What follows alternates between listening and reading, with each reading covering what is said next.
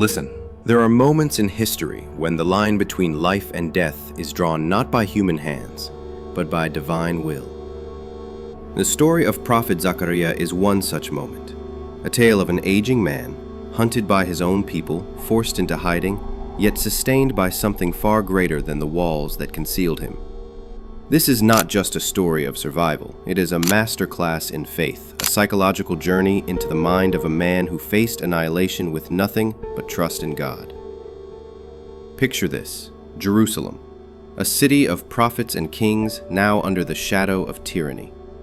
Zakariya, an old man with a hunched back and tired eyes, has spent his life serving in the temple, upholding the word of God. But truth is dangerous when power is corrupt. When he refuses to remain silent, when he continues to preach righteousness in the face of oppression, the rulers mark him for death. They want him gone, permanently. And so the chase begins. Soldiers scour the streets. Every alley, every home could betray him, but Zakariya is not alone. God, the all-knowing, the protector, opens a way where there seems to be none. A hidden chamber, some say within the temple itself, others believe it was a divinely concealed space, becomes his refuge. The door closes behind him, and the world outside forgets he ever existed. Listen, what happens next is where the real miracle lies. Human psychology tells us that isolation breaks people.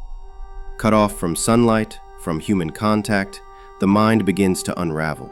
Fear becomes a constant companion, doubt creeps in, but Zakariya is not an ordinary man. His faith is not a passive belief, it is an active force, a lifeline. He doesn't just sit in silence, he turns his hiding into worship. He prays, not for escape, but for strength. He remembers God's promises, the countless times he has saved his servants before. Days pass, then weeks, maybe longer. No food, no water, at least none that we know of. And yet, he lives. How? The Quran does not give us the physical details, and perhaps that is the point.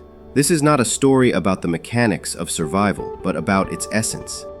When God protects someone, he does not need the laws of nature to comply. He sustains by his will alone. Then comes the most fascinating twist. Zakariya is given a sign, a test within the test. He is struck mute, unable to speak. Imagine the weight of that. A prophet, a man whose voice once carried divine wisdom, now silenced. But here is the lesson. Sometimes survival is not about speaking. Sometimes it is about listening. Listening to the deeper voice of faith, the one that whispers, "I am with you." Listen. This is where many miss the depth of the story. Zakariya's survival was never just about avoiding death.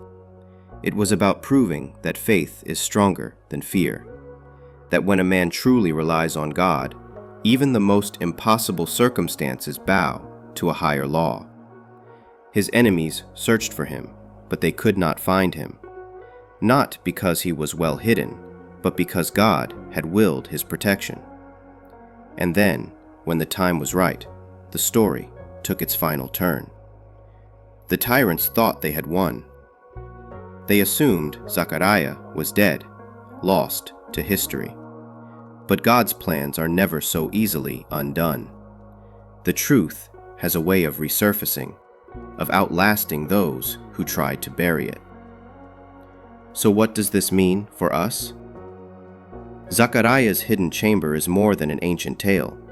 It is a mirror. Every soul faces moments of confinement, not in physical chambers, but in prisons of despair, doubt, or persecution. The question is not whether we will be tested, but how we will endure. Will we crumble under the weight of fear? Or will we do as Zakariya did, turn inward, not in defeat, but in devotion? Listen, the final lesson is this. Survival is not just about outlasting the storm. It is about knowing who controls the winds. Zakariya emerged from that chamber not just alive, but unbroken. And so can we, if we hold on to the same certainty that carried him through the darkness, that when God is your protector, no enemy, no trial, no hidden chamber can ever be your end.